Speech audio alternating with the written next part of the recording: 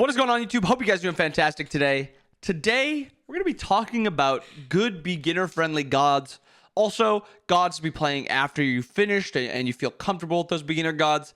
It's going to be in every role in Conquest. This isn't going to be your first touching the game. You don't know how to play anything, and you're trying to find gods for Arena. I mean, yeah, it could help with Arena a little bit, but it's going to be more centered towards Conquest and kind of how that map is played and how you should be playing that map with these characters. Starting with junglers, we're just going to do some very easy gods to start with. That's going to be the entire point of these first few gods. We're going to say Fenrir and Thanatos. Fenrir is an aggressive jungler with multiple safety avenues from the 1 and the 3, and he's also a very good early game god. His ult also gives him some forms of safety, but I think he's just a very good god to start with because you can learn how to jungle very easily with his 3. He's usually going to be full health because his 2. I don't think anything about him is that complicated. The only thing I think is a little complicated is his rune system, but I think that is something that doesn't really take much time to understand, so I think he's still a very good beginner god. And Thanatos, kind of the same thing as Fenrir. You'll stay full health. There's nothing you have to really worry about getting low. You don't really use that much mana. Yes, you use a little bit of your health bar, but again, you heal up from killing minions, you heal up from hitting your 1, so it's not that big of a deal, and you shouldn't be getting that low. He also clears jungle really well because he has AoE auto. Very easy to understand abilities. His 1, a line ability that you hit. His 2 speeds you up, gives you a little bit of pen. 3, big silence. His ult is an execute, goes into the air. Pretty easy to understand. So I think he's a very good assassin to start with. Once you understand those 2 gods, I think 3 gods after that you should try are Suki, Cleo, and Bastet. All gods that have pretty easy jungle clear also. They all have different aspects that they're more interesting with. Cleo has the wall, so it's a different way to play around in the jungle. Bastet has not like all-in potential all the time. She has like some pick potential with her ult. She has poke potential, so she plays the game differently than the 2 all-in characters. And then Suki's just a more difficult all-in character to kind of pile onto that part of it. But he's very interesting, and I think people might really enjoy playing him, so I wanted to add him on the list also. Next up, warriors. Probably the easiest class to play, but there's still some very easy gods. And the first we're starting with Chalk and Wukong. Chalk, incredibly easy kit to understand, very easy to understand. Ability to throw at the ground is a little circle around you or brings you to your 1. 3 is a heal for you. Ult is a giant circle, like so many circles. Very hard to run out of mana because of his passive. Overall, very good for beginners and very simple. And then Wukong is the next one. Another one that's very simple. The small difference between Wukong and Chalk is I think it's good to have healing when you first start in solo because you take a lot of poke and just being able to heal up a little bit is always helpful. So that's my why I would play Chalk over Wukong. Wukong's kit is pretty simple too. 1 is just a line ability, 2 is a slow around him. 3 is a little complicated, but I think that's more interesting than anything. And then ult is, I guess, a heal. So yeah, he has a heal, but it's not like on a base kit. And then his passive is something that just makes him harder to deal with. So I think he's a good starter god with Chalk. And then in that next tier, Osiris, yes, he's not very good right now. It doesn't really matter when you're first starting out. He's just an auto attacker that you should learn because when he comes into the meta, he kind of dominates and he's a completely different character to kind of every other solo laner. Next is Cuchulainn. Very easy kit to understand outside of the passive, the rage and transformation. And I think that's something, if you can learn that, then it kind of transitions you to learning almost every other warrior in the game. So he's a good piece. And then tier. Stance switches are always interesting because managing stances, when should you stay in the stance, switching stances. Also, the fearless power cleave combo is something that a lot of people won't even understand. So he's like that next step up of kind of difficulty without being too difficult. Support. The first 2 are pretty easy to start with. Bacchus and Geb.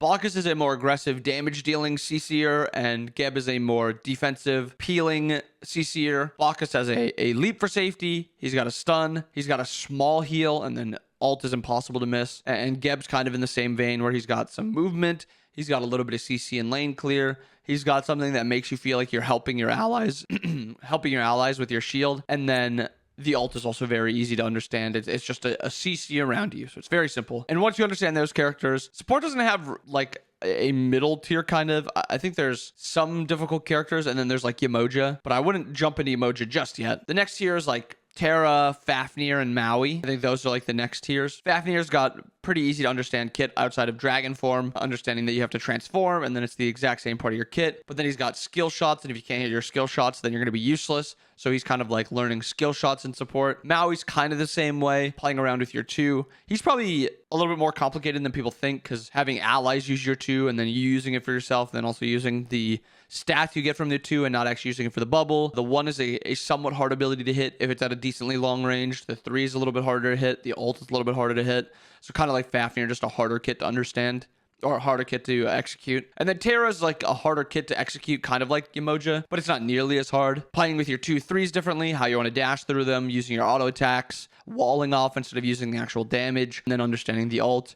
She's like that next tier up to me. Next up, mages. Ra and Cuckoo are going to be the starting mages. And yes, they don't have true safety in the form of a dash, but tons of movement speed on Ra passive if you just spam your abilities, which a lot of players do when they first start out. And then Cuckoo's got a massive sprint from his 2 that's also slow immune. There's like pseudo safety, so I think they're overall pretty safe characters. They also clear very easily. A line ability for Ra. Cuckoo, you just drop your 3 and you're clearing. Their other ability is not that hard to understand. Ra 2 is a slow around you. The 3 is a heal. Cuckoo's 1 is a slow line ability. The ult is a giant ult, or giant line ability. Raw ult is a giant line ability. So it's not that hard to understand. They are kind of hard to play because they're skill shot gods, but I feel like there was no one really easy to understand. Like, yeah, you could say Zeus, but then they have to learn to play around the 2. It was just weird, but I decided on those 2. And then the next tier of mages, Hera, Agni, and Scylla. I think all of them play pretty differently. Agni, you play around your 1, really. You play around your ult, having multiple different ults. Hera, you have Argus you kind of play with, which is something you kind of have to keep track of. I was going to say Nuwa for that also, but I thought Hera would just be a more interesting way. Playing around with Argus, when to send him out, killing them quickly sometimes to get the ult cooldown back up so you can actually use it again. Safety in movement speed and a shield, but no dash. And then Scylla, probably the hard carry style to learn with also a little bit of safety. She's not too hard to understand, but she is pretty skill shot reliant. Hitting the ult, hitting the 2, hitting the 1. Yes, she has safety. Passive is not difficult, so she's not like hard to understand, but she's a little skill shot reliant. And then lastly, hunters. The 2 starting hunters, I think this will be a little surprising, at least one of them. Hachiman and Medusa. They are simple to understand when you understand like the one little niche thing about them. Like Medusa 2, you need to hit the wave, or you need to hit somebody with the 2. It's not like a normal line ability. It's like a line ability into a cone. So like learning to hit the minion first, or seeing it hit the minion first and then splashing and hitting everything else is something that you kind of have to learn. But once you learn it, it's not that difficult. It's not really that hard to hit. It's just a line ability. The 1 is just autos. The 3 is just a dash. The ult is a giant cone. And also that the ult is very good for new players to learn how to hit autos, because that's slow. That slow is insane, and the stun is insane. Slow is 40% for 3 seconds, or even 20% for 3 seconds. Guarantees you like 5 autos. And then Hachiman, you never run out of mana with this character, so I think it's a very good thing to start off with. The 1 is kind of weird to understand, like, oh, it just makes your autos go longer. 2, very simple. 3, learning that it's a stun if you hit it in the middle part. And then the ult is a little hard to control, but I still think it is something that you should learn how to use, and it's not like that difficult. It's just weird. It's just like different than maybe what you'd think, but I think those 2 are very good. And then in the next tier, Honor and AMC. AMC, it's playing around hives, you know, working around your ult, picking it up, stuff like that. On her is playing around walls, whether it's your own or the map walls for the Impale. Very interesting stuff. Yes, a little skill shot reliant, but he's cool. And then Izanami, she just plays differently than other hunters because she has piercing autos. And I think it's something that should be learned. She has very good lane pressure, good safety, and then the ult is pretty cool, even if it is a little skill shot.